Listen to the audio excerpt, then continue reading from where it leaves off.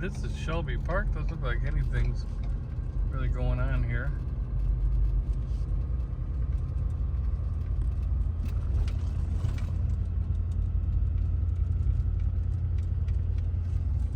But we definitely have some military presence.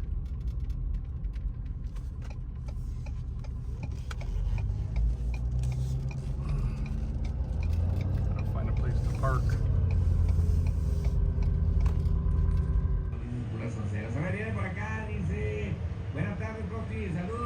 Okay, so I just got into Eagle Pass.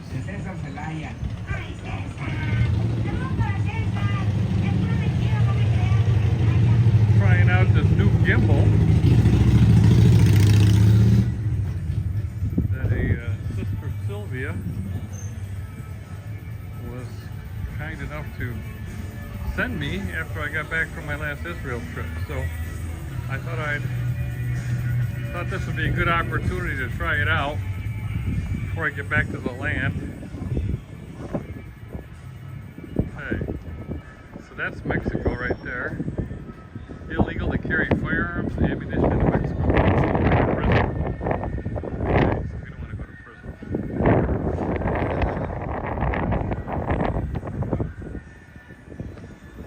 So just below me is Shelby Park.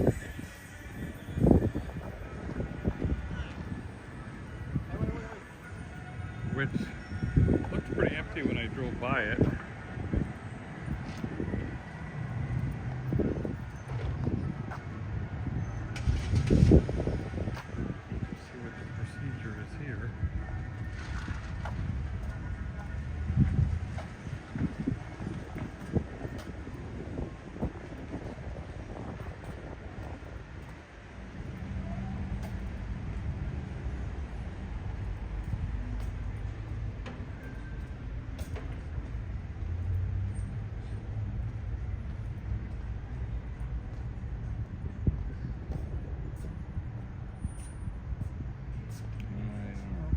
Get an overview, but I don't think I want to get it here.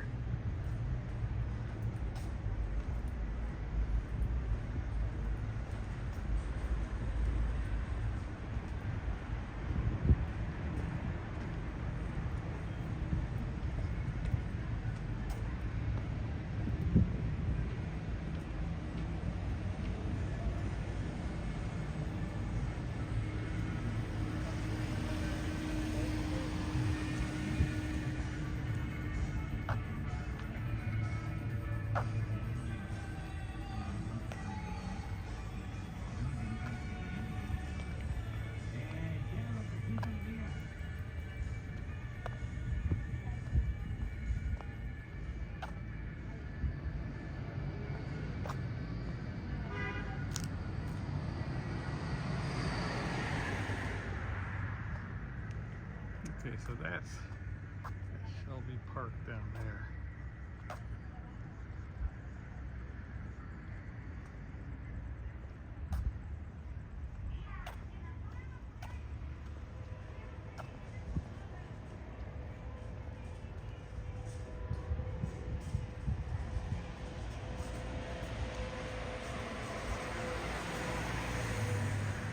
So it's pretty quiet here in Eagle Pass.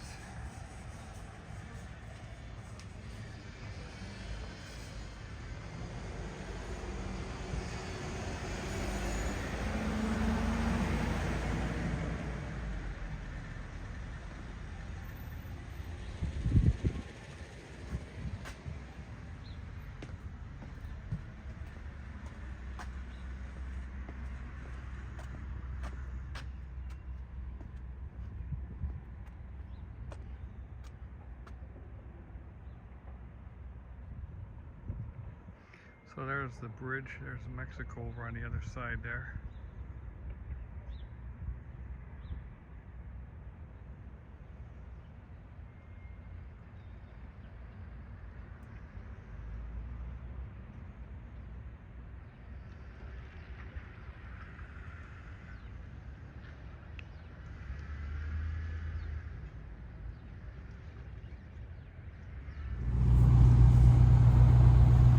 So I'm just driving along the border here at the Shelby Park, and not much going on at all. As you can see, I don't have my driver or my don't have my seatbelt on.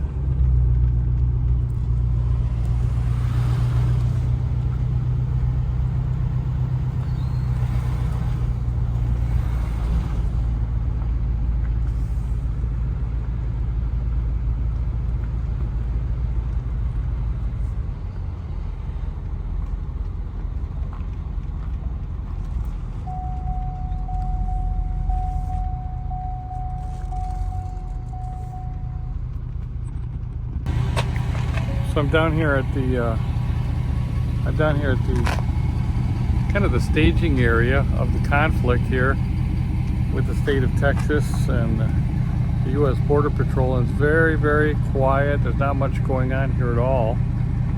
And so I just wanted to give you a little status report. I don't think they're going to see much here until probably that trucker convoy shows up. And then probably the cartels knew that there was going to be a spotlight on this area, so they just moved somewhere else up the Rio Grande River.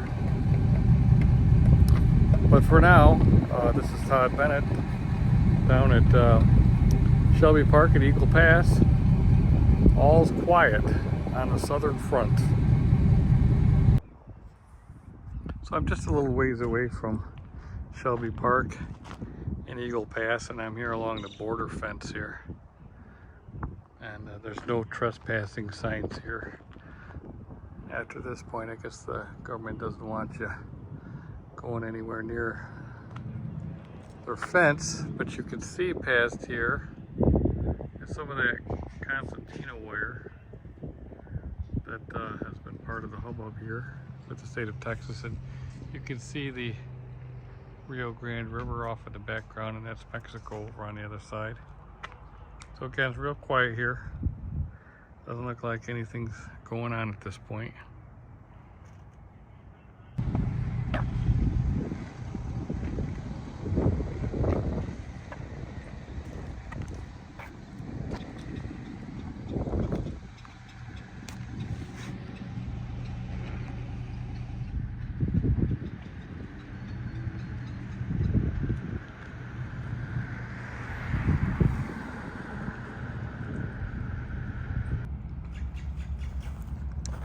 So it's kind of interesting. I'm here in Eagle Pass, and you've got, the border fence here, which is to get all over the place, cutting through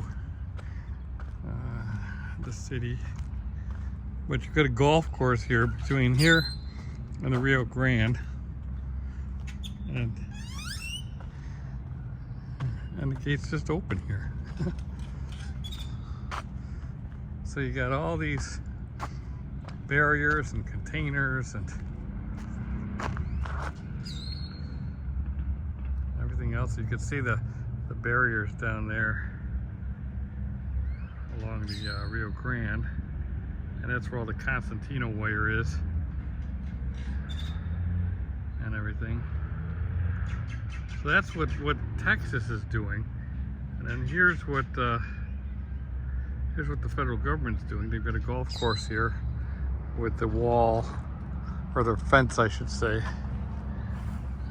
with a wide open gate. So it's kind of quite a contradiction they got going on here.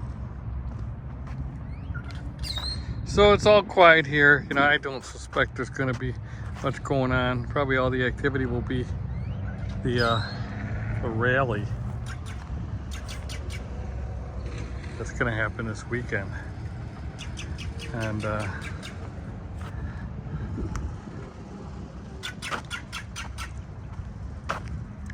but anyways, that's it. That's all I've got right now, and I don't think there's going to be much else going on here. I don't think this really epitomizes the border situation at this point, because there's probably just too much media attention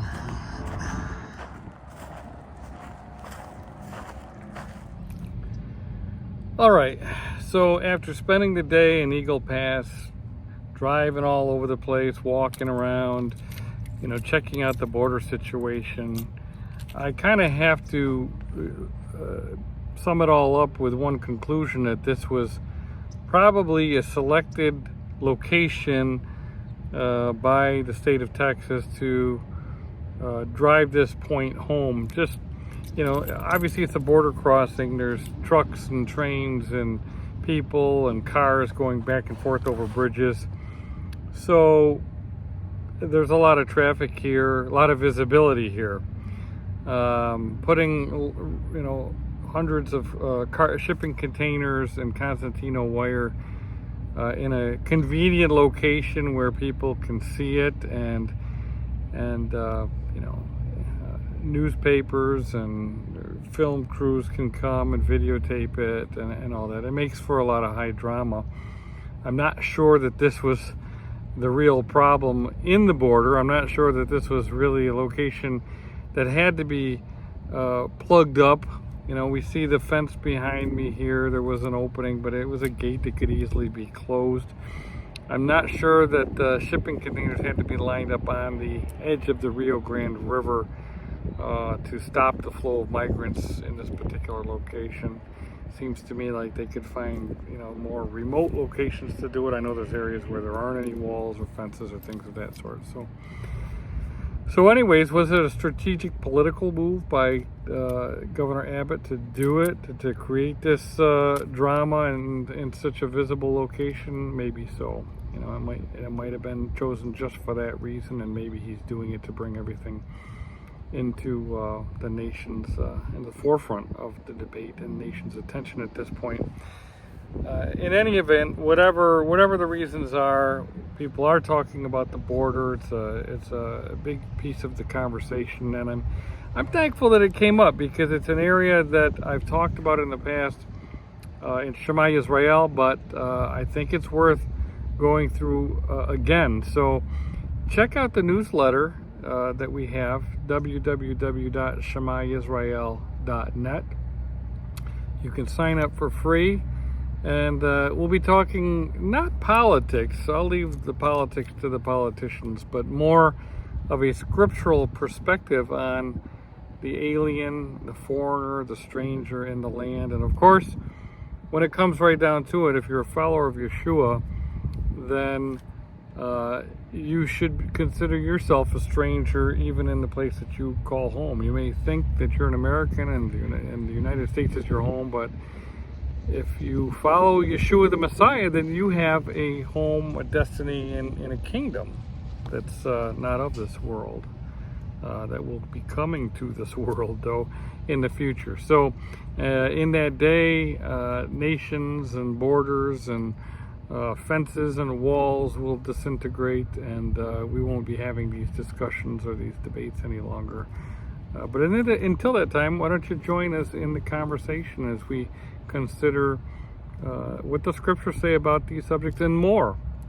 Currently we're talking about a greater exodus. I'm sure most of you are familiar with the exodus from Egypt, but the scriptures talk about a future greater exodus, and we're in the midst of that conversation right now as it relates to the new covenant, the New Testament that Yeshua perfected and repaired at Passover. So join us in the conversation, and we look forward to continuing these issues and others in our newsletter and other teachings and videos that we have on YouTube and Rumble. So until then, shalom, shalom. This is Todd Bennett from ShemaYisrael.net.